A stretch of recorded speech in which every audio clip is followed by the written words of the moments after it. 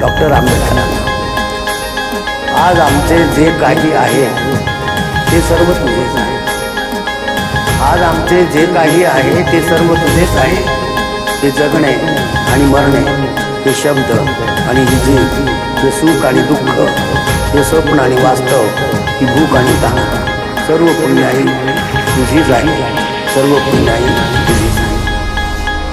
हाय बिचारा दुबळा वारा, निर्दयतेने करीतो मारा. हाय बिचारा दुबळा वारा, निर्दयतेने करीतो मारा.